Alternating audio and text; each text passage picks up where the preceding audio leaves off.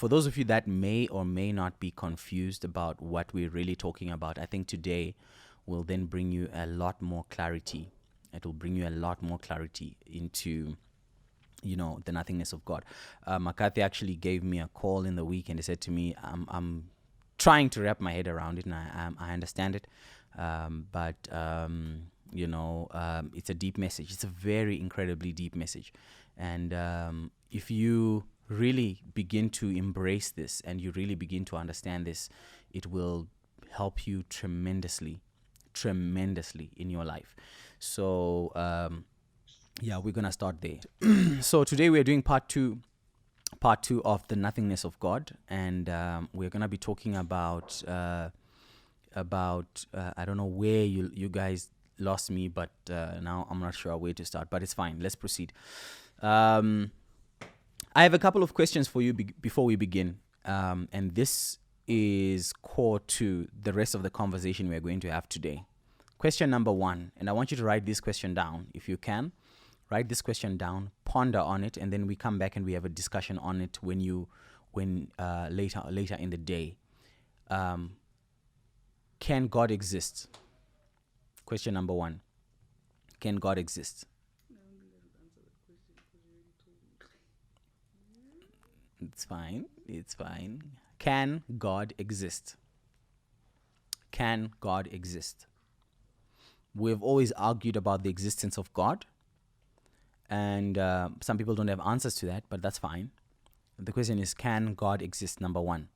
Number 2, the question is God real? Is God real? Is God real? Okay? Why am I asking these questions? They are strange, yes, I understand. They are a little bit weird to ask, but we've always had these philosophical arguments about these things. And so it's important that we actually tackle it and we ask questions around that. Now, when you Google, for example, existence definition, which I've just done now, and when you also Google, for example, real definition, okay, let me just quickly open that randomly, you will see 2 things. Number 1, the fact or state of living or having objective reality. That is the definition of existence. Okay? The fact or state of living or having objective reality. That's what something means when it is existent. Okay? Number 1. Number 2, the second definition written is a continued survival. Continued survival. Number 3, a way of living. A way of living. That's what existence is. If you monitor that and you really understand that sentence, none of those 3 apply to God. God is not bound by the definition of existence. This is scary, right? Because if we ask, does God exist? The answer should be, no, he doesn't. Why? Because there is no fact of God's existence, number 1. Number 2, there is no state of living. He is not alive. He is neither alive nor is he dead. The rule of life and death does not apply to God. So categorizing him into the category of living or objective reality is meaningless, which means God does not exist. Not in the way that we human beings exist, not in the way that we perceive or understand existence. He doesn't. God doesn't need survival. He doesn't exist within the realm of survival or life. In the same sense, when you go to the definition of the word real, the definition of the word real by Google, which is coming out of the Oxford Dictionary, yes, Oxford Dictionary, is actually existing as a thing or occurring in fact, not imagined or supposed. So God does not operate in the realm of real either, because he is not a thing. That's problematic. So the question is, if you were to describe God, how would you describe God? And today I'm going to help you narrow down the message that we started in the last week into actually now being able to say, okay, I can describe God. I can try to describe God. I'm going to try my best to help you understand or how to describe God. Now, the entire world, the whole world operates in the realm of things. We have things in the world, whether we have air, whether we have breath, whether we have life, whether we have love, whether we have grace, whether we have mercy, whether we have the earth and everything. Everything we have is a thing, right? Everything. These things consist of things that exist within that. But something interesting that science says that the core of every living thing in the world, the center of every little thing in the world is an atom. All right? So atoms make up everything. So you are a composition of tiny, microscopic, almost invisible, almost non-existent materials called atoms. They're so small you can't even see an atom. And because of the smallness of these things, right, these atoms joined together then make up a thing, right? They make up a thing. But the problem is, science then goes on to say, between these atoms, right, what connects these atoms is vast spaces of nothing. Let that sink in for a moment. I just said to you last week and even today that God is nothingness. But science is telling you that the thing that joins one atom to another is a vast, endless space of nothing. Revelation, God is in everything. God is in everything.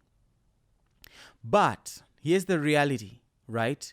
That nothingness of God, that thing that science can't describe, because they are saying all matter is made up of atoms, yes, but between what connects these atoms, they don't know what makes your atoms bind to each other the way they do.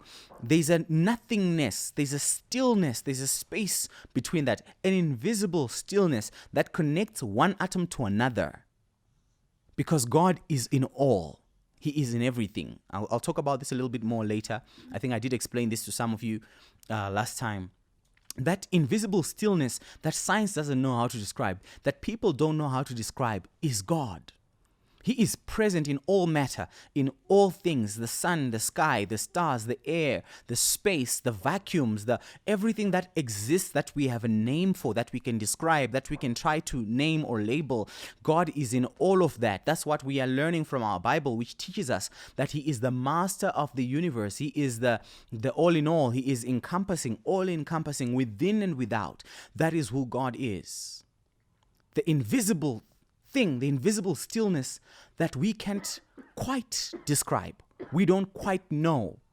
We don't quite understand. That nothingness is who God is.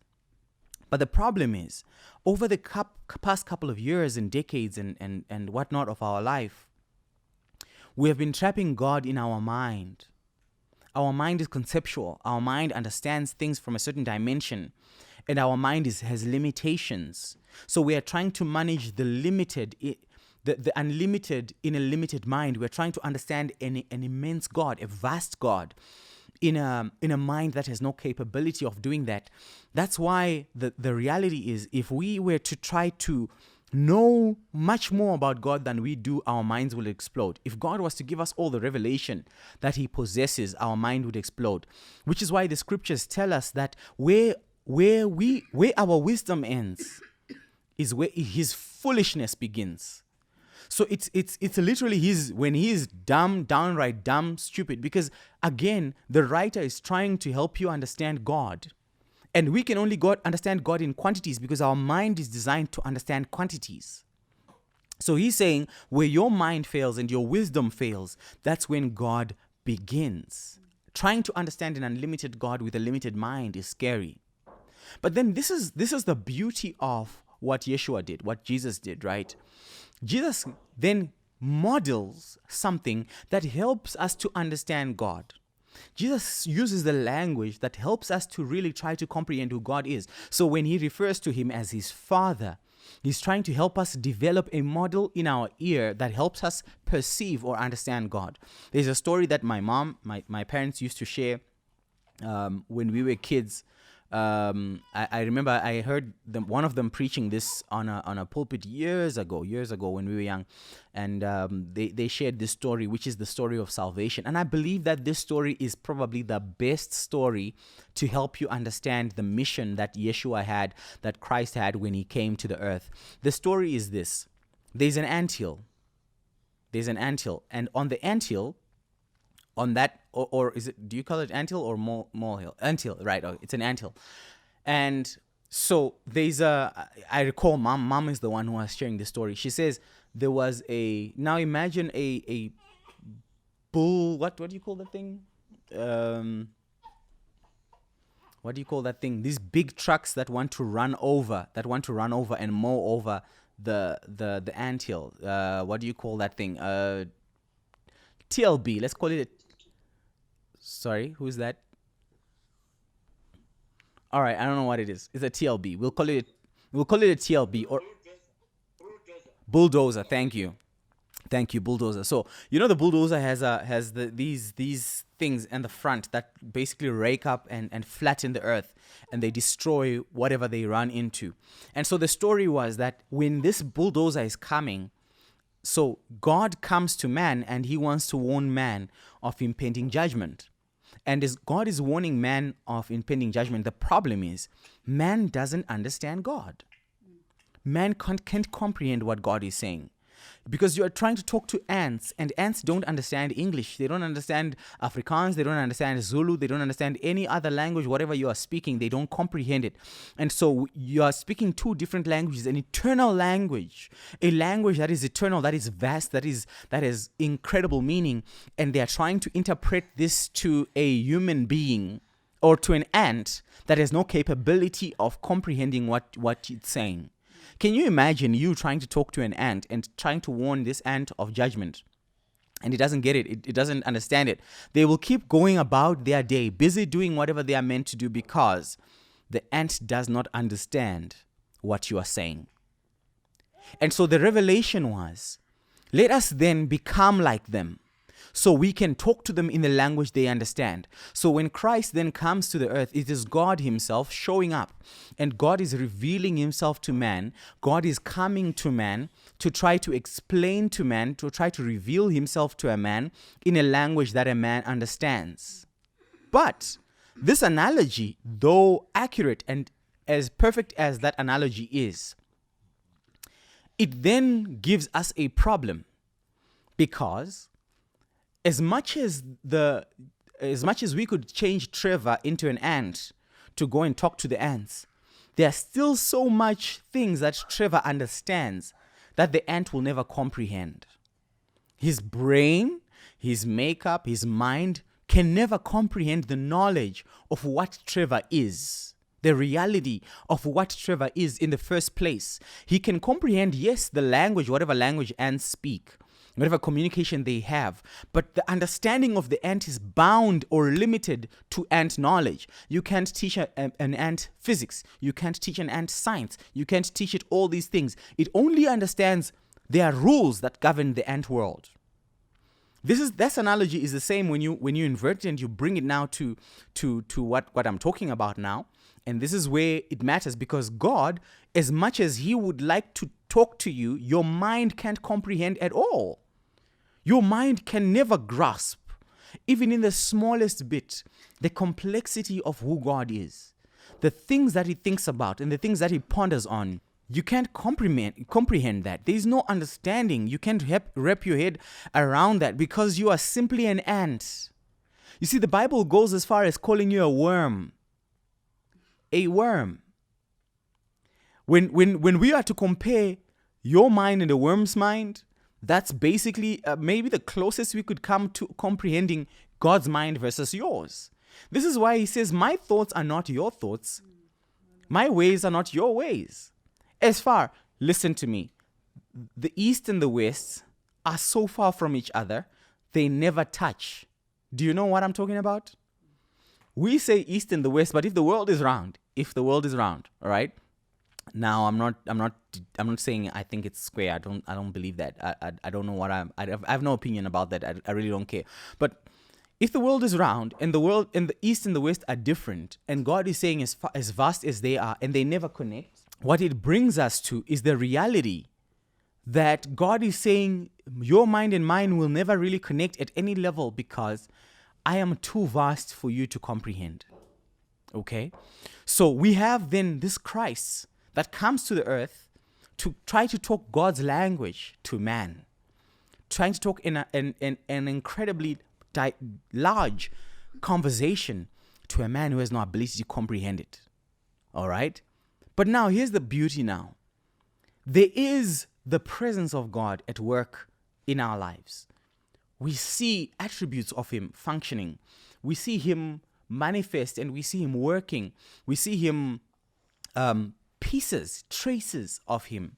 There are traces of God through matter and through life, through everything that we have. Let's talk for a moment, and if I can challenge you for just a little bit, let me challenge you for a little bit. How would you describe mercy? How would you describe love?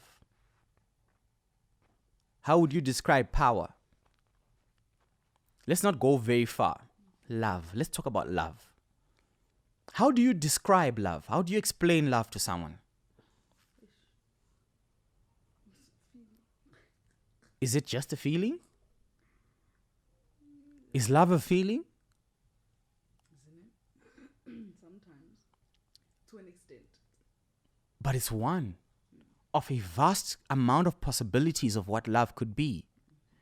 We human beings cannot even describe love. We do not have an accurate, a clear. If I asked you to give me love in one line, you couldn't. If I asked you to describe suffering in one line, you could never give me suffering in one line. Justice. Truth. What is the truth? Can anyone give me a definition of truth? I think truth feels like it's easier, but it's not. What is the truth? What is the truth? What is freedom? Do you want to try my chocho bites? Do you want to try to describe truth? My mother says truth is what really happened. No, but truth is subjective because what really happened as you saw it is not what really happened as I saw it. And what really happened is not necessarily the moment.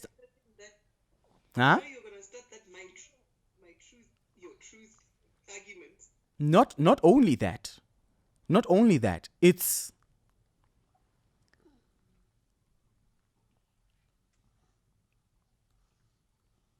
look at it this way. Look at it this way. Let's talk about a simple incident. A couple had an argument. A couple fought.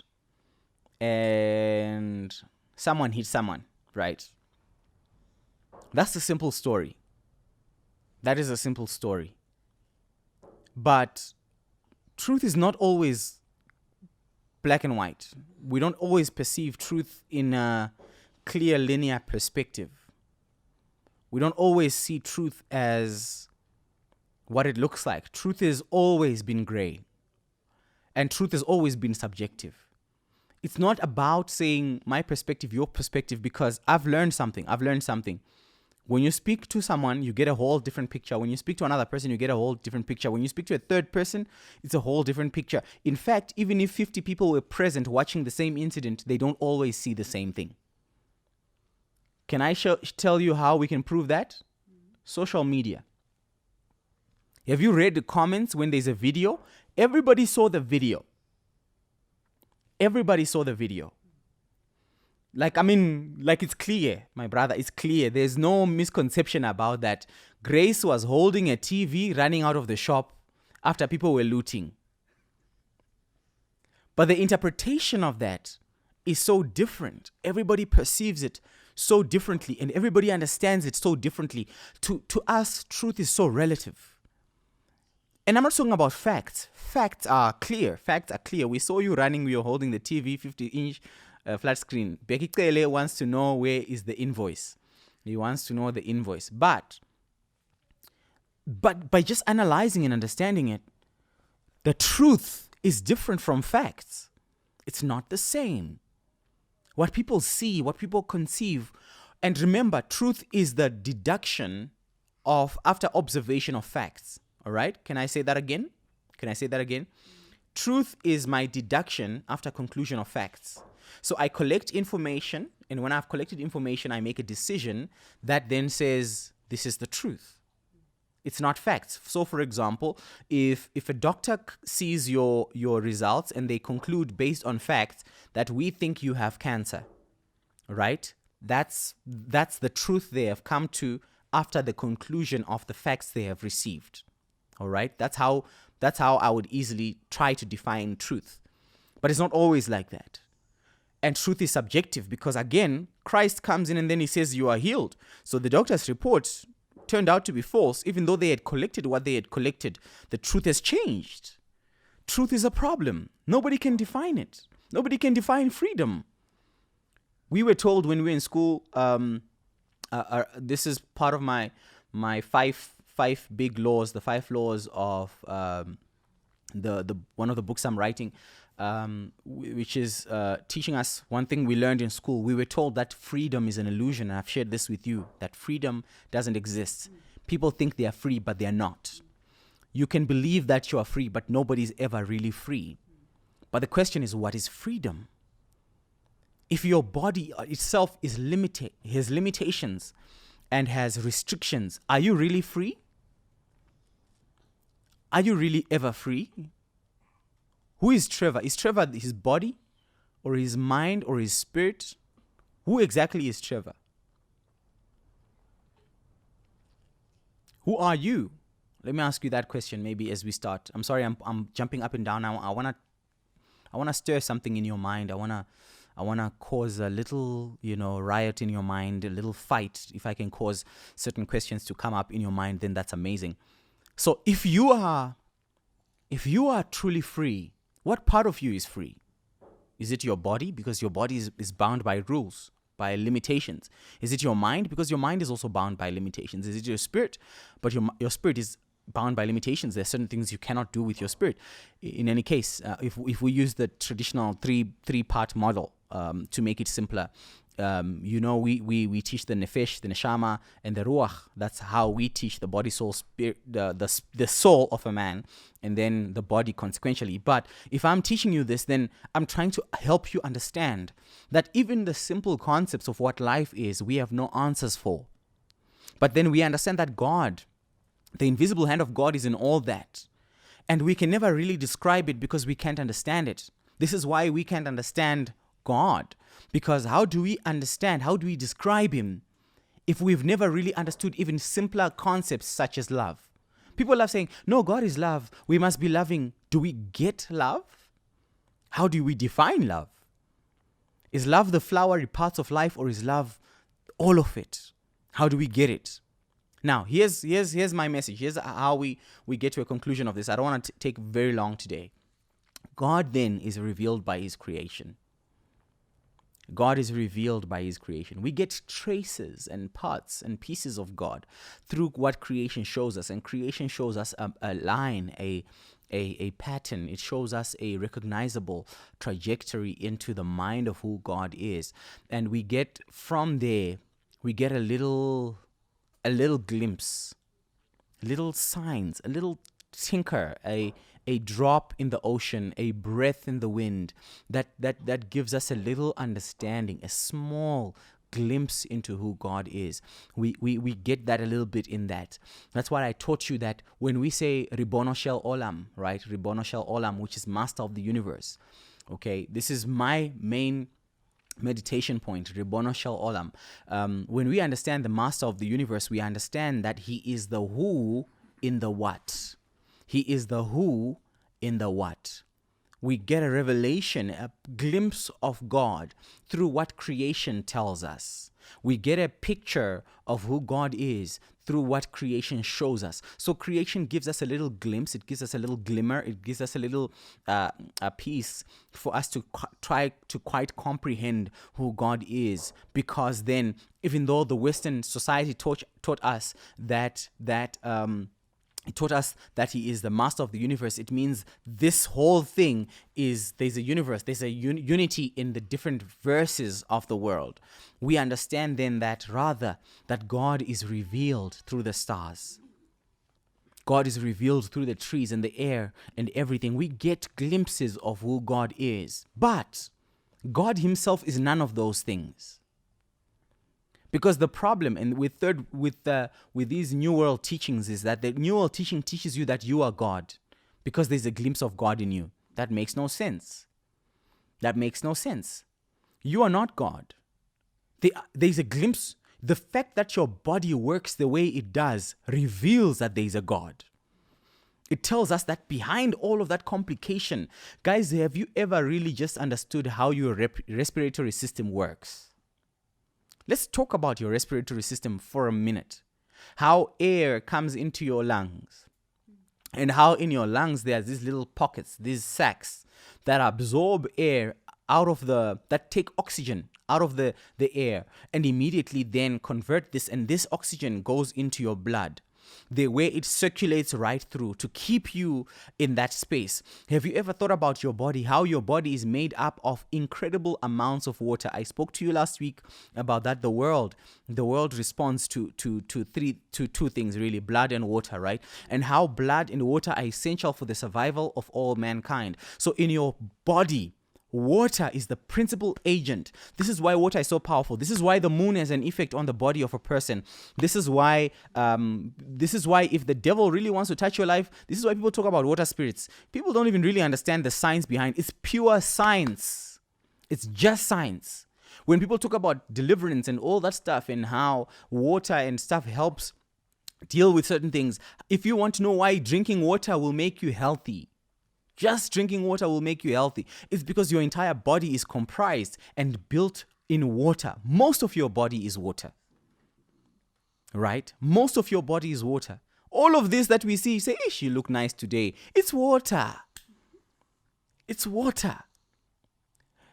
It's not the food you eat. It's the system, the balance of water in your body. Cancer is a product of the alkalinity of your blood. Can you imagine? Sickness and disease are completely linked to the alkalinity of your body. If you are more acidic, you're prone to sickness. If you're more alkalinic, your body, and there's a good pH balance, you will never be sick. You will be healthy. Can you imagine? All of this is designed and comprised by God. So nature resonates with man. It resonates with us because God designed it to do so. He designed nature to resonate with us as we resonate with it. So the environment you live in makes you healthy or sick. It's a complex system. It's amazing. It works. What comes out of the ground returns to the ground. God made all of this, but he is not in that. That's not who he is. He is the nothingness between the atoms of all matter and all life.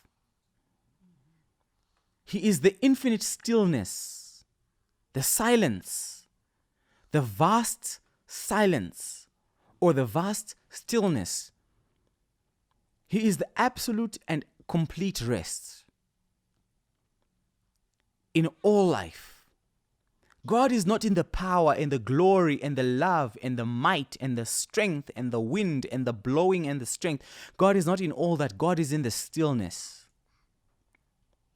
God is in the stillness. You see, the problem with our Christian church is that we make so much noise in worship. So much. All night. The whole night. And we think we are worshiping. We think we are connecting with God. What did Grace do? Oh. Yeah, and we celebrate the noise as if we are connecting to God.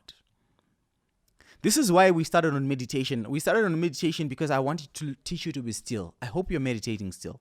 I hope you guys are still finding time to meditate. You connect with God in the stillness. Let's talk about meditation for a moment. Okay, let's talk about meditation for a moment. There is a concept in meditation called meditating on the nothingness of God. I don't want to teach you that right now. I think until people really master the simpler meditation things that I've asked you to do, then it's something that I want you to jump into. But when you meditate, you must meditate on what you call the nothingness of God. That's how you connect with God. Meditating on the nothingness of God. It is then letting go of things. The problem with our model of prayer, our lifestyle in prayer, is a lot of us cannot pray past things. I want to help you. This is so important. Most of us can't pray past things, or we can't meditate past things.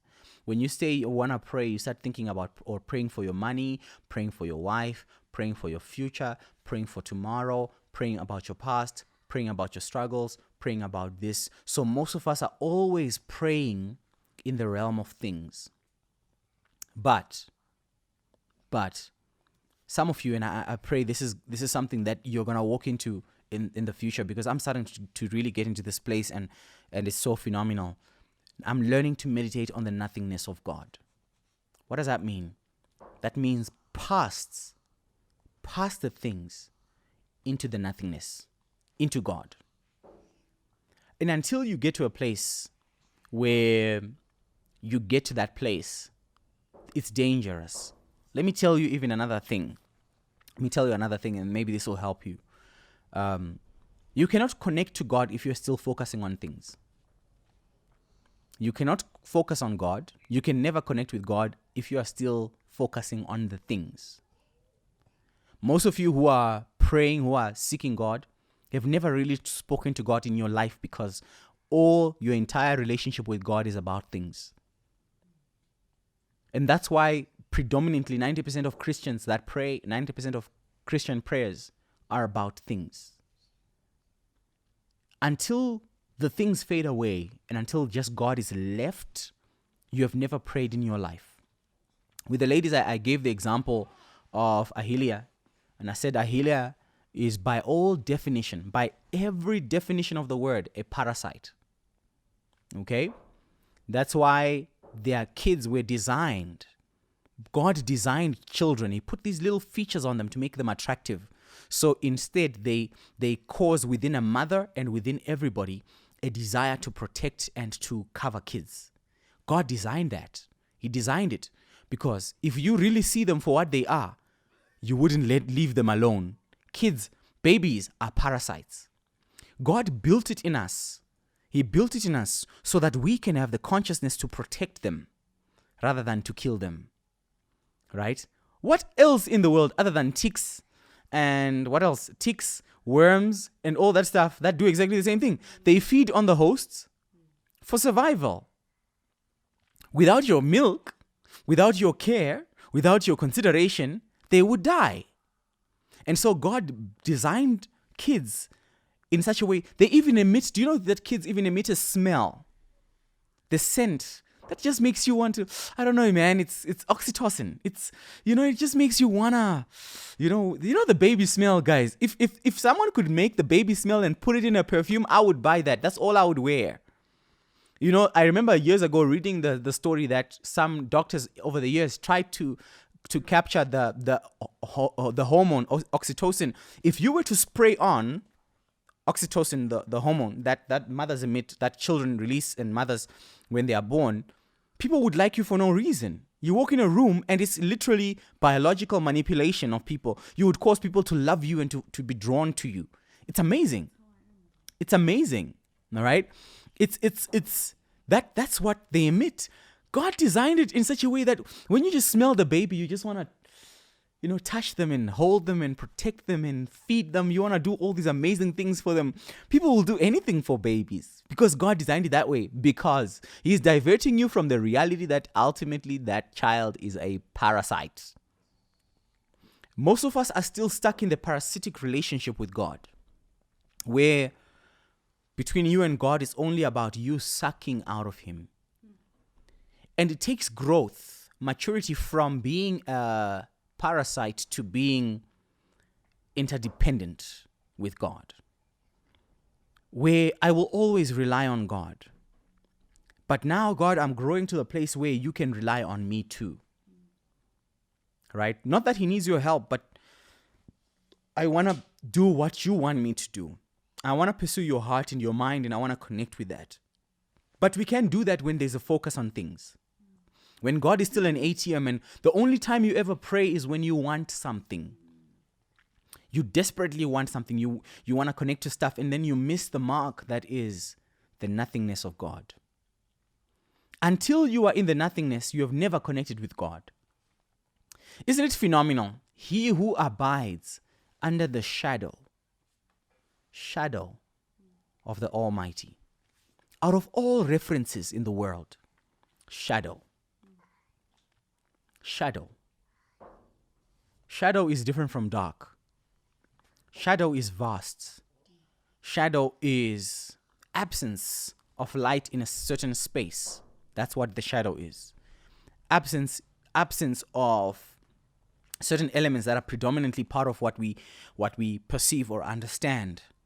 But then he uses the word abide, which is a precept or an extraction of the word abode, which means they made a shadow a house, a space. So when you are in shadow, when we understand a shadow, we mean I'm in the house right now and there's a shadow, but the shadow describes the vastness of an abode, of a space, of a house. So when we understand God, then we understand that God would be then an abode in which he creates a different space than the one that is outside. And we understand then that he is within himself a space that I can stay in. Can you imagine if you could constantly stay in the nothingness of God? That's why I'm saying this is a meditative thing. It's a place where people stay in, where you can really learn to pray in the nothingness. You see, in the when I taught you about meditation, I taught you something very important. I taught you that there is a nonsensical teaching around the Eastern thing which teaches you to empty your mind. The reason why I say it's nonsensical is because the whole idea is not to empty your mind in the sense of be a blank slate so we can fill it with something else. What they are trying to actually teach you, and which Jewish meditation has been trying to teach people for a long time, even in prayer and in meditation, is that the purpose of emptying your mind is that you need to be empty when you are coming to God. Now, I'm not teaching you Eastern stuff. I'm not teaching you Eastern messages. I'm teaching you Jewish meditation, which teaches you to come back to God without expectation, without a sense of future, a sense of past, or a sense of present. Is that you can't connect with God if you are still full of things. Ooh, I hope you get this. You can't connect with God if you are still full of things. You see, when you pray and you are thinking about money, there's a problem. When you pray and you're thinking about power, there is a problem. When you pray and you are thinking about what you need to do tomorrow, there's a problem. When you pray and you're thinking about all of that, there's a problem. But when you come to God empty, in a state of nothingness that resonates and connects with God as well, then you are walking into something extremely powerful. You are walking into a relationship that will change your life. Because what we're looking for, and this is why the Bible says that God is a spirit. Can I say that again? God is spirit. And they that worship him must worship him in spirit and in truth. Right? So it is part of you really understanding that God is not human. He's not thinking about what you think about. You see, we want God to meet the criteria of all the needs and the desperations and the desires that we want, but we forget he is spirit. And if we are saying he is nothingness, then if I'm going to connect with him, I need to connect with him in a state of nothingness. Ooh, Bazelwan. Hear me. Hear me. When you reach the presence of God, I don't know if any of you have done this. When you really reach the presence of God, there are no words. There are no words. You can't describe God. If any one of you has ever, I've been in there a bunch of times, and I'll tell you now, when you're still saying, God is very far, very, very far. When you walk into the sheer, no, get me right and get me properly, okay? When you get into the presence of God, when you get into the vastness of God, I'm really, guys, tell me, testify if you've ever really been there. If you get into the real presence of God, you find no words. There are no words. Because the word awesome is an insult to God when you get in that place. When you walk into the vastness of God, oh my gosh, there's no word. There is no word that can describe God. At that point in time, he is everything and he is nothing. You connect to the nothingness of God. And you have to empty yourself to connect to the nothingness of God. You have to empty yourself to really just come there as yourself. That is when you really realize how much of a worm you are in the presence of God. When you really walk into that place, you will not say a word. There is no word that you will say in the presence of God. Because for the first time, and some of you may have touched this, some of you may never have. And because life is so busy, most of you are so busy, you don't get time to do this. But when you get the opportunity to walk finally into the very presence of God, when you finally get there, whew, my God. Yeah, so when you connect to that, when you reach the presence of God, there's no word. There's no word. It's you have to empty yourself, because you can't get into the presence of God with things. You can't get into the presence of an infinite God with a mind that is limited by things, a mind that is hungry for things. You know, the problem is that the church connects with God, who is spirit. And even though we must connect with him in spirit and truth, we still come all the time with things. Now, I want you to think on this for a moment, and I know you may not, we will discuss this a little bit more later in detail. There is a state that we call the state. A few days ago, I posted on WhatsApp, and I asked somebody, and I said, what is who were you before God put you in your body? Who were you before God put you in this body? Okay? And people, one or two people responded. The rest, I think people were just confused. What is this guy talking about? Which is fine. But there's a state that we have in God called the state of formlessness. Formlessness. Remember what God said, before you were in your mother's womb, I formed you. So God put a shape, a texture, a tone, a color on you, and then he designed you entirely according to that form or that shape. So you are a product of a tailor. God seamed you. He put seams. If you understand technical, I don't understand it as technical as well as my wife does, but she understands how to put a seam, how to hem something. In fact, the book of Psalms, one of my favorite scriptures, teaches that I hemmed you. So God designed like a tailor.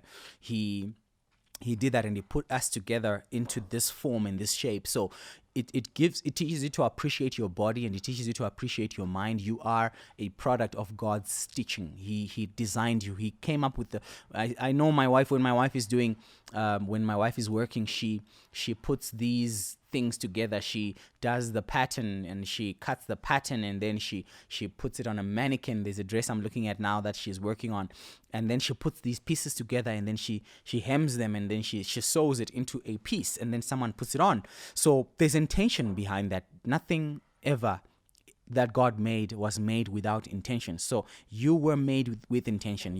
That big toe that you don't like, that big nose that you don't like, the small ears that you may not like, that you hide from people, whatever it is about yourself that you don't like, God built intentionally. He hemmed it together.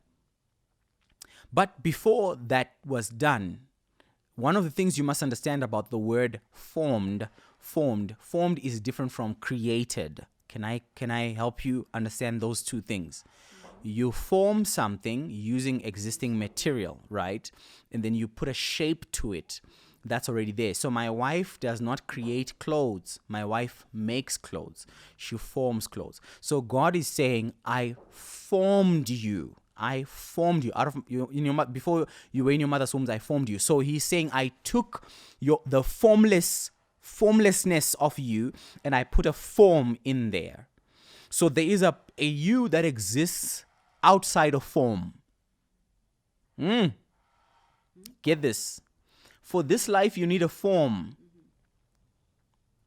For this life, you need a form. So God created a shape that created the moment of conception. All right? When mommy met daddy, for those of you that haven't done the talk yet, the bees and the birds talk with your kids, just put them on right now and I'll explain to them everything. Okay? Just bring them here and I will give them a whole breakdown. So when two people love each other very, very much, yeah? I'm kidding. All right. So basically, what we are saying is, God takes a formless you and He puts shape, He puts texture, He puts meaning, and then He releases that as you. Then you are now what we call form. You now have a form, and then you are born into the world with the form that He has put on you. But there's a you that existed before God put you in a womb, all right? That formless you. Now, when we are working into understanding nothingness, we are understanding that state. Because before you were in your mother's womb, you didn't care about money. You didn't care about wealth. You didn't care about business. You didn't care about a wife or a husband. It was not part of what you brought in. That is the kind of intimacy that we are saying you need to bring in meditation, in prayer. No past, no future, no present. Just complete stillness. Just complete stillness. So today we're calling it the nothingness of God, but I also want to teach you the nothingness that you need to have when you come before God. To empty yourself as you get into the presence of God. I wrote a statement here as my closing statement that we are like a breath in the air. We are like a breath in the air. We are just a little wisp of air, like a little trace of air, or breath rather, in this huge, vast space in God.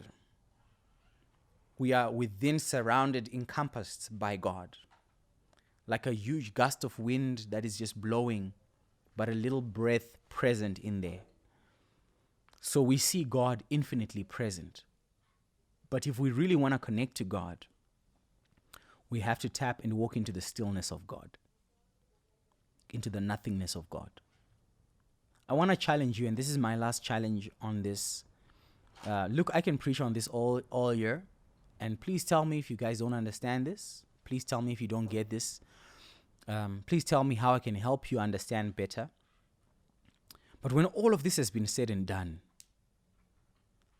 the big reveal, the great revelation, the moment of understanding will teach you something.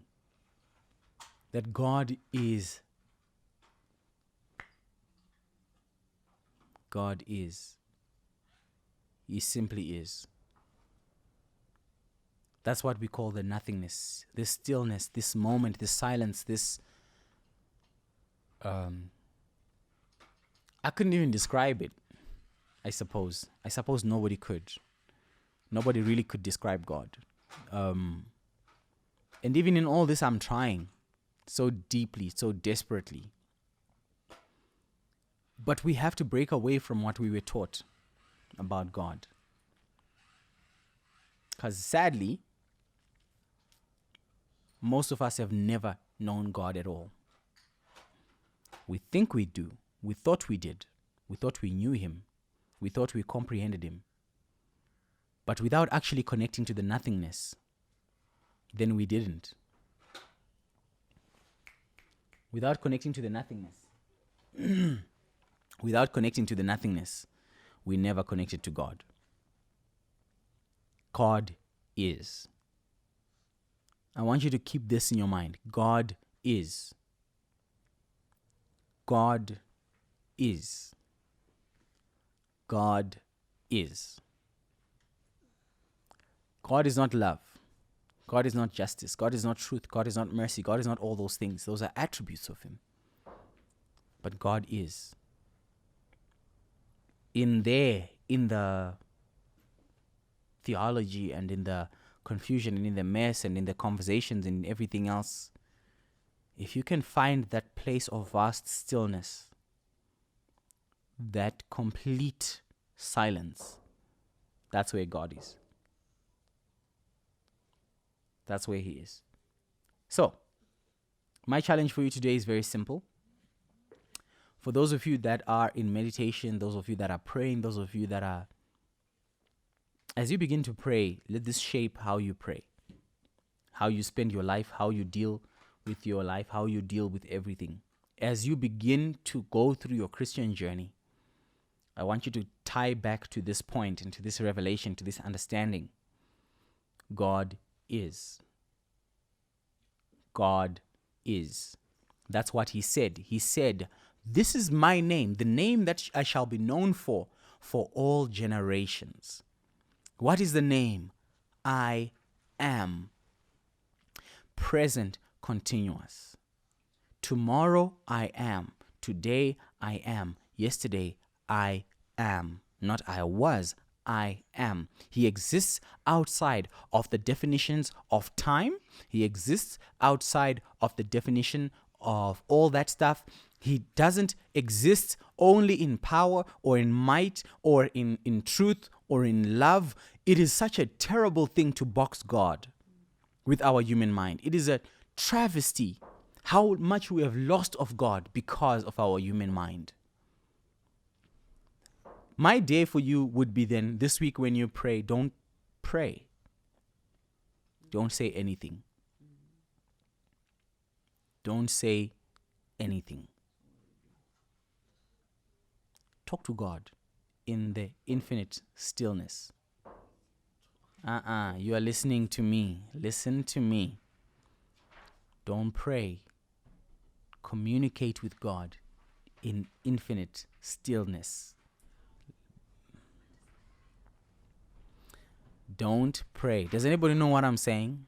Can someone help me decode to my beautiful wife who is asking, what does this mean?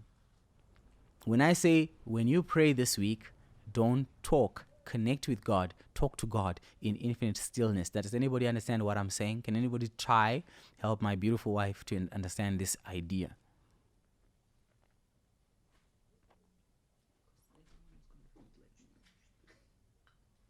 I might be wrong, but I want to try.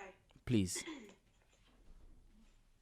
So, from what you've been saying, we're trying to build a relationship with God where it's not based on things and needs and just coming to break all the time. So when I talk to my husband, I don't pray to him. I communicate with him.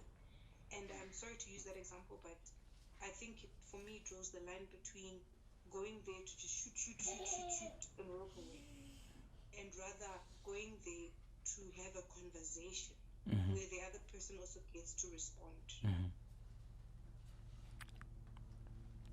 Talk.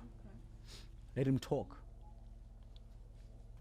Walk into the presence of God and let him talk. Let him talk. So instead of having a one-way conversation, you're having, instead of just speaking one way, you're now having a conversation where one speaks, one responds, one listens. They actually What do you have? communicate. What do you have to say? What could you possibly have to say to God? I literally, now I have nothing to say at this point. You're saying just be still and let him speak. Listen. Isn't that meditation? Yeah. Yes. Yes. Come on, guys. Let's talk. If you didn't have anything else to say to God, if you can talk about money, you can talk about... If I took... Okay, Grace, I like your analogy. You and your husband. You've got a great relationship, sharp, Fire in that house. Sharp. Good. Please give us another church member from Ascent Church. It's Sunday, 18 July here. Listen. All right, cool.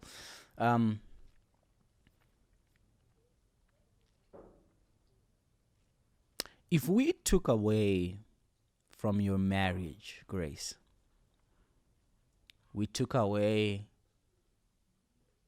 talking, no more talking in your house, no more sex in your house, no more doing things for each other, no more. No one has to cook for the other, no one has to do anything for each other. So acts of service are out of the question. If we took out every experiential thing out of your relationship, what remains? Nothing. I'm still young in the Lord. So I can't answer to that one. But No. This I could. think then Mm-hmm. you get to a point where, am I still able to cook for myself? I don't know. But I think then you get to that nothingness, that level where you're trying to take us to say, besides Nothing. whatever we're doing for each other, what's left outside of those things? Nothing. So with God, Your marriage. so we get to the nothingness. Yes, your marriage is entirely built on experiences. That's why long distance marriages don't work, guys. I don't care who says what.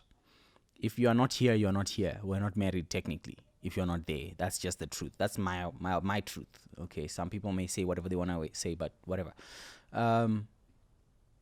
If everything else is gone, nothing remains.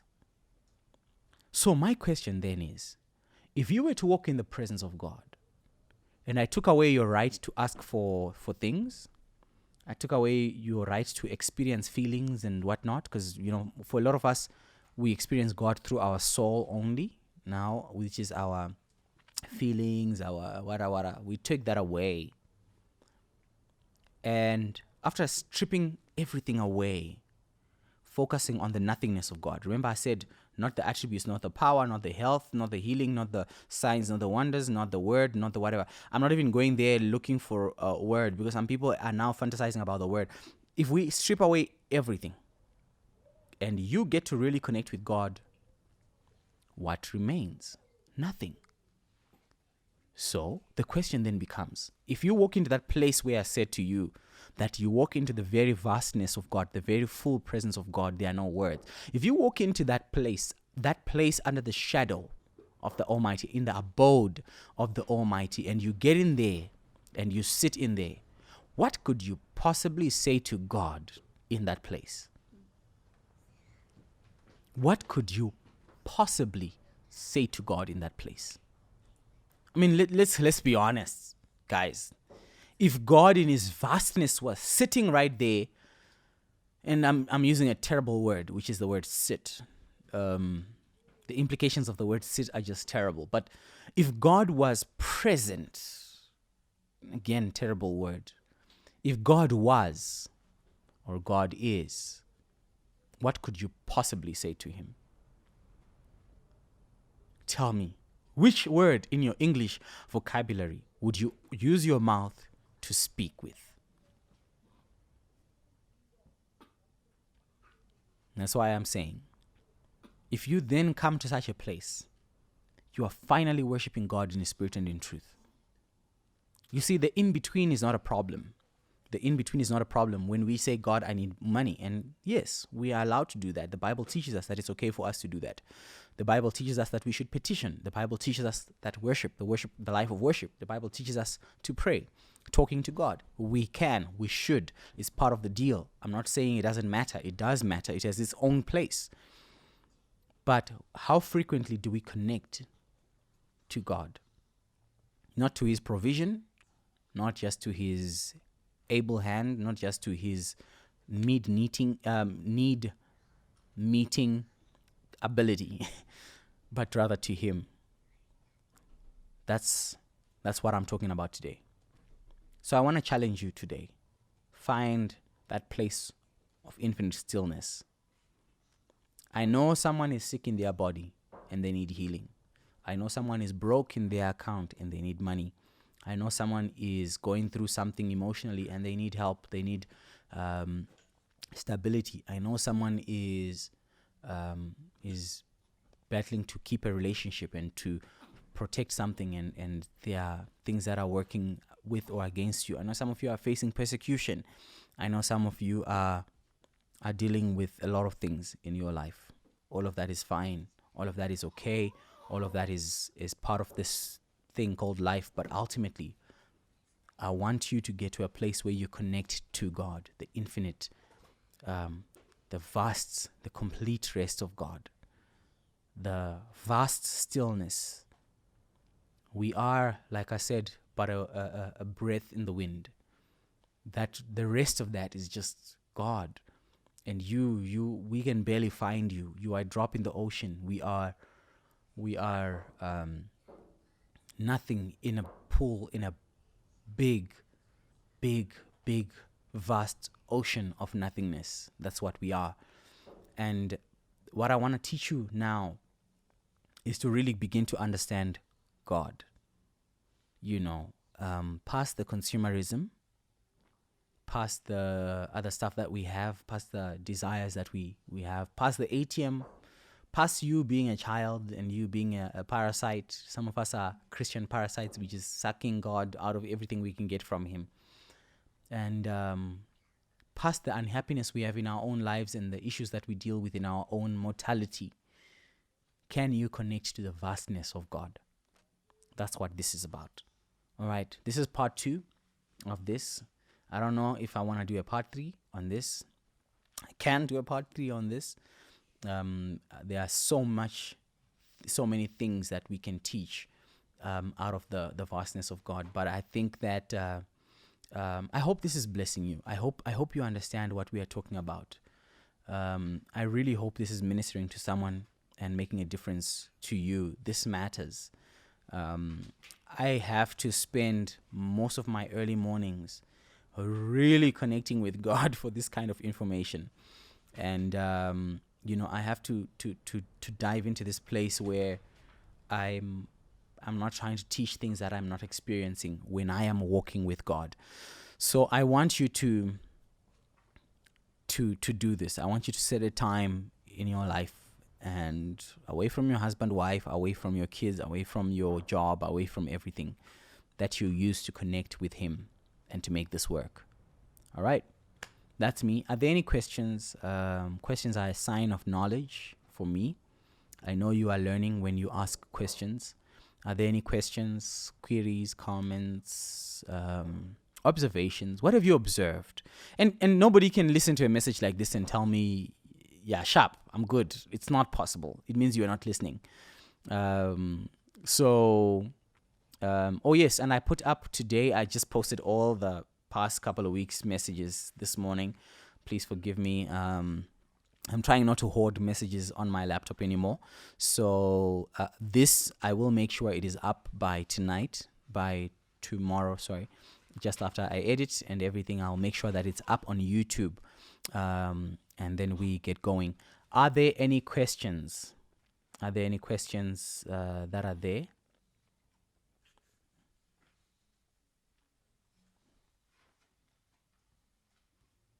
Okay, maybe this may seem like a weird question. Mm-hmm. If part of communicating with God, as you said, means just to get there and listen. Practically, what exactly are we saying? We're getting into a moment of prayer, and then you just sit in absolute silence. Or is it from while you're worshiping? I know that this may sound like a crazy question, but I'm genuinely asking, like, how do we engage into that space? Is it through just purely meditation? I don't know if you understand my question. Okay, let me ask you a question. Maybe start there. Pick a worship song, any worship song. Your favorite worship song or a simple worship song. Okay. Mm.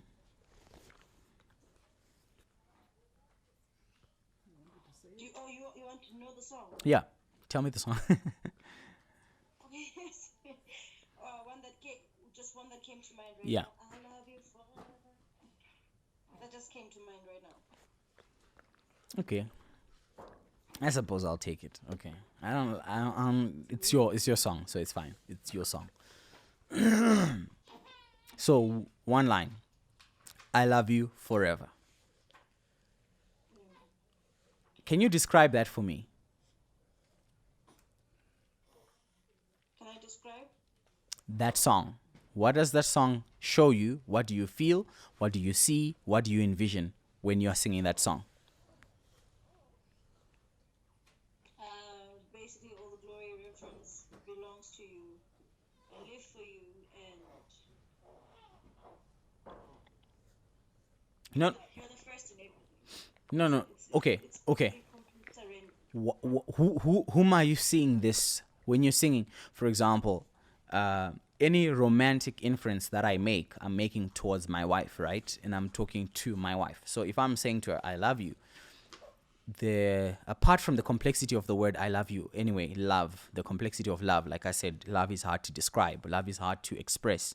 But it's fine. Whatever you mean when you say you love someone, right?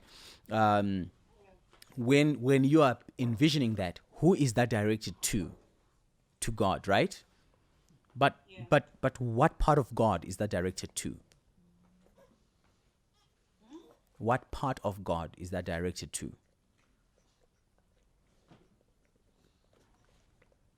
I would say his heart towards me. I don't know if there's a right or wrong answer to this. No. No, I wanna. You see, the Bible, Jemima, is full of many scriptures, many things that we must do: prayer, word, devotion, all that stuff. We love God in many ways. Traditionally, in the Christian culture, loving God is just a feeling towards Him. Loving God is just a feeling towards Him. That's why I said I'm not gonna judge our type of love today. That's not my mission. All right.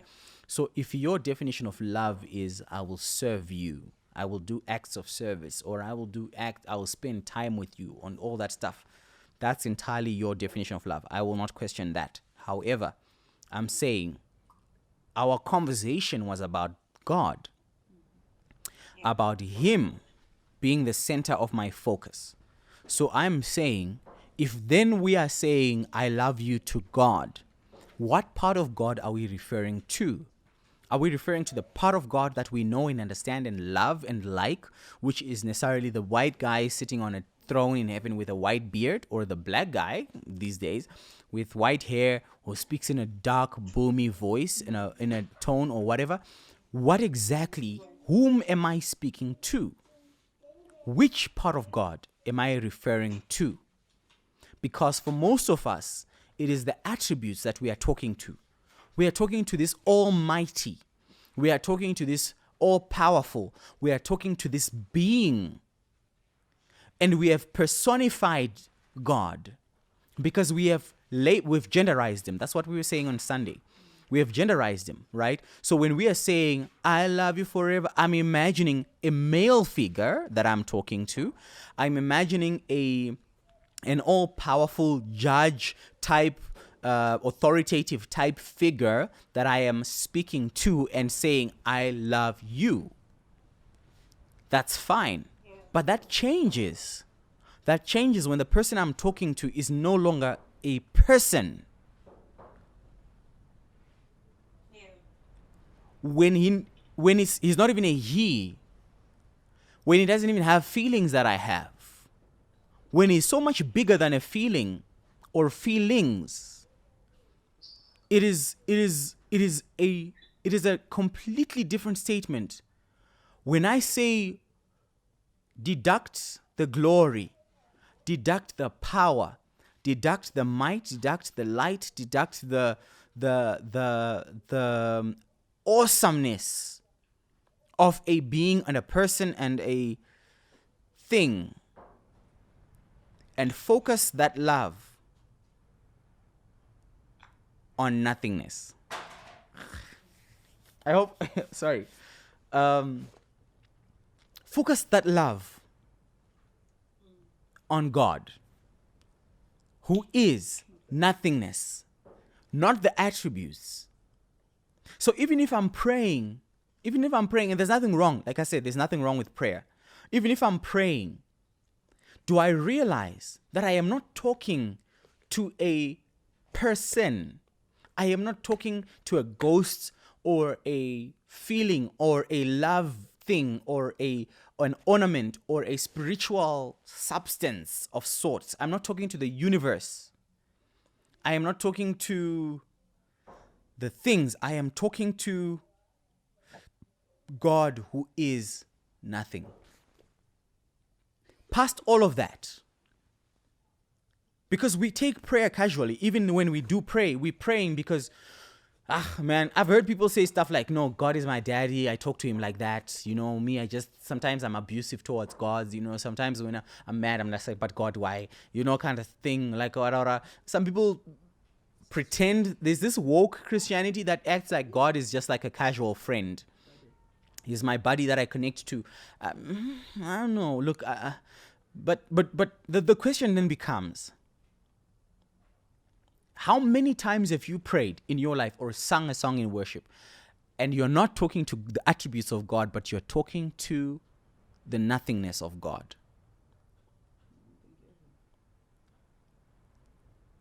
That's what I'm talking about. So when you pray next, don't pray to the Almighty. I hope you listen to my English properly, right? Don't pray to the Almighty. Don't pray to the All-Knowing. Don't pray to the sitting on the throne. Don't pray to the zap you if you sin. Don't pray to the, I'm love, I am mercy, I am kindness God. Don't pray to that God. We all know that God. We love that God. Everybody loves that God. I'm saying pray to the nothingness of God. It's hard, I know. Run through the messages again. Start on Nothingness Part 1. Go to Nothingness Part 2. Listen to it again. And I think you'll get it. I hope you will get it. I really hope you will. But I hope this... Yeah, I feel like I've even still done you a disservice. Yeah, I feel like I've done you a disservice. But run through it again. You'll understand what I'm talking about. You really get what I'm talking about. Meditate on this. Meditate on it over and over again. Understand it over and over again. Envision it for yourself. I love what McCarthy said to me. I love what McCarthy said to me in the week. He says he sat on his bed and he closed his eyes and he ran through this, listening to it and trying to really wrap his head around it. That matters. The comprehension of this conversation, to understand what I'm saying. This is not the type of message where we just throw a scripture. And we say, sharp. This is, sharp. I've learned something. It's actionable. This is unfortunately something that you will only really get when you experience it. This is experiential. And I'm going to repeat this again. This is experiential. This is not a logical thing, because if it was a logical thing, the wise men would have understood it. Okay? We would have learned about this in books. You would have had, stuff written about this. That's not what I'm talking about. I am talking about an experiential position where you will have to find a quiet place and understand what I'm talking about. Then you will absolutely get this. So do that. Try that, and we will talk. But as I'm saying, whether it's a worship song, whether you are singing, whether it's a worship song and you are singing, or you are just praying, and even when you want to pray for wealth, pray for provision and stuff like that, I want you to make it a conscious effort to connect to God, to the stillness of God, as opposed to the, you are Jehovah Jireh, do it, Lord, do it. And then it's good, it's okay. It's okay, it's fine. If it's worked for you so long, I suppose we can't fight that, but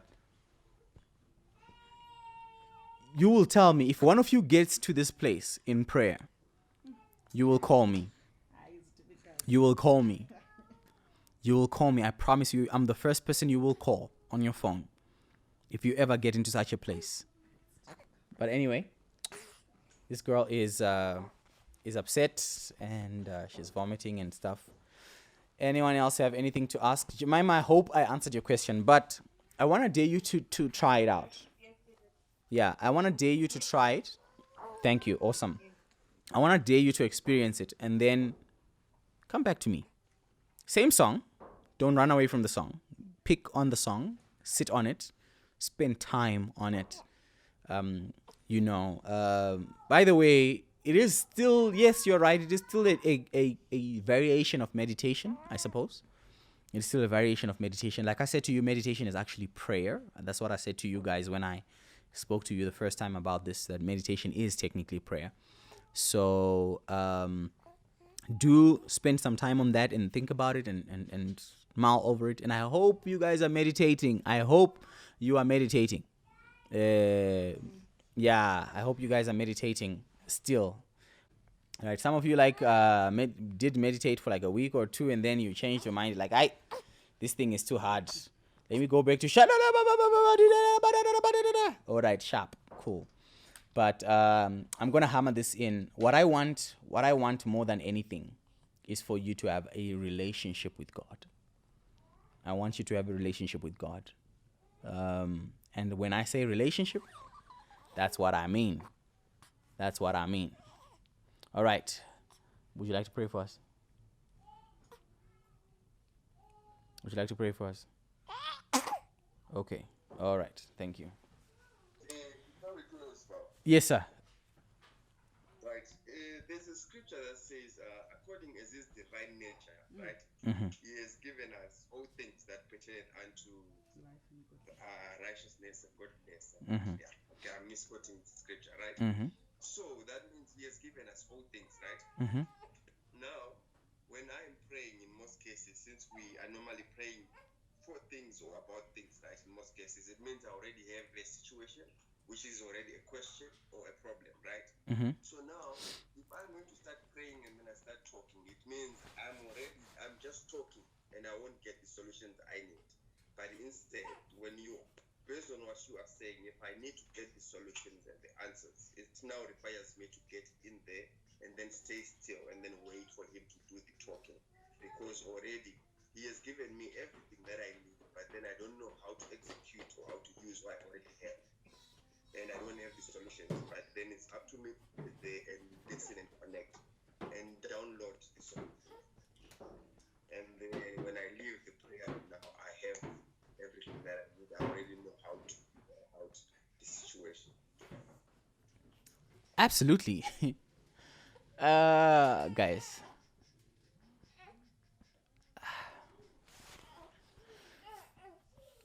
So God has just started talking to me about something.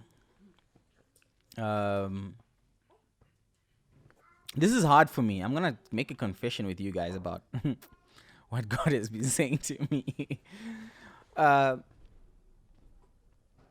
has been, well, I'm learning, and this is something that's been happening over the past 2 days. So if you spoke to me 2 days ago, that's a different thing. If you especially over the past day or so, God has been teaching me to be quiet,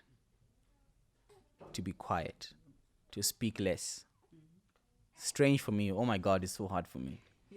So hard for me. But He's teaching me to speak less. To restrain my tongue.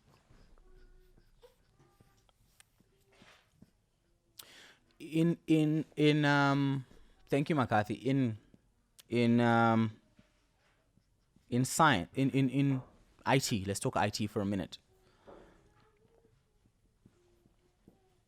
You either download or upload, right? Everybody, guys, you have a phone, you download something or you upload something, right? Yes. If God has given you everything in life and godliness, all things that pertain unto life and godliness, what do you need to do? Do you need to upload or to download?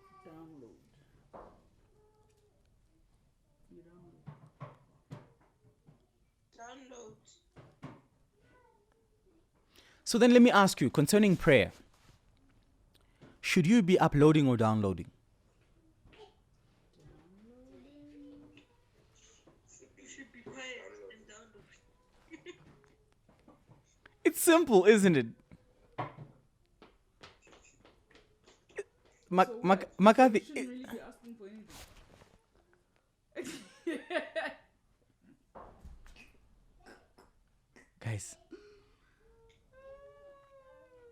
guys,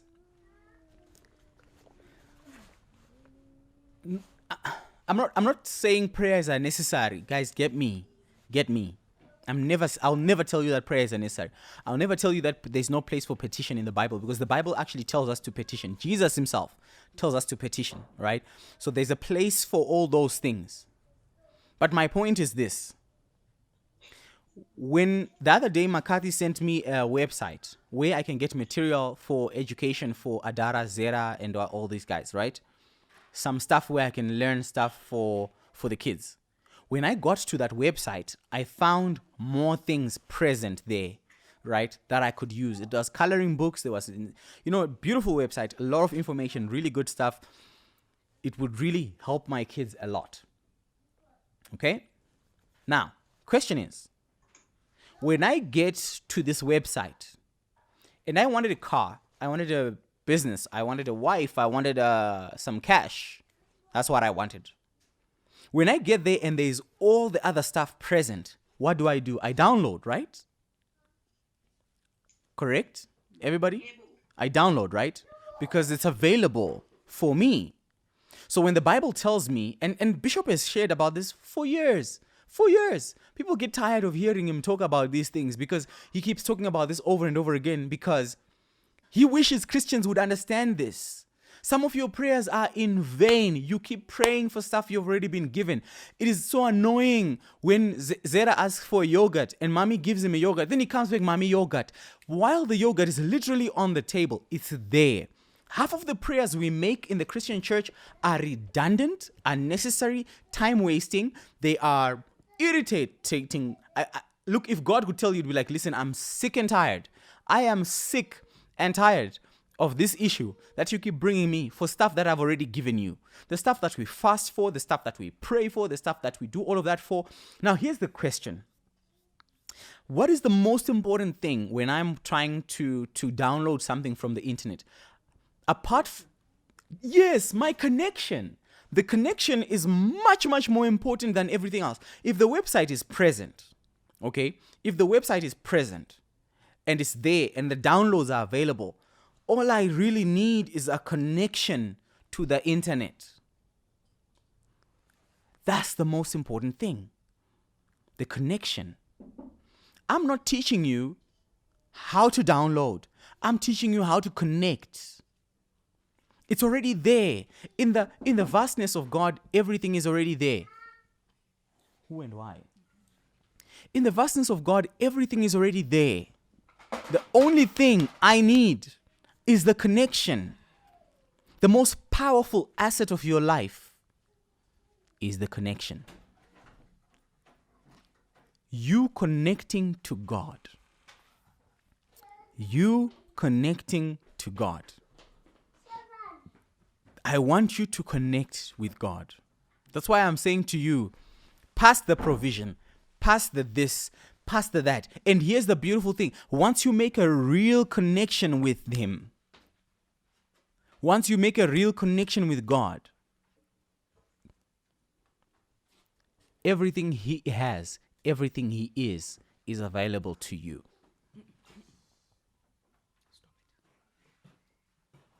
Hear me. Once you make that connection with God, everything else is available to you. Everything in Him, everything created by Him, everything through Him is available to you. So what's more important? To chase the money? To chase the God who gives money and only the attribute of God that pertains to money? And some of us have lived our whole lives chasing Jireh. Jireh is the only thing we want to know about God. The ATM that gives me stuff when I'm in desperate need of stuff. But what if you connect it to the wholeness? The nothingness The limitless. Apparently, the word limitless does not exist, by the way, everybody. The word limitless isn't actually not a word. The word unlimited is actually the correct word, but this has been used so much that now everybody just says limitless. But to connect to the unlimited nature of God, that's what it's about. That's the key of all of this. The vastness of God. The nothingness of God. Once you make the connection, the downloads are easier.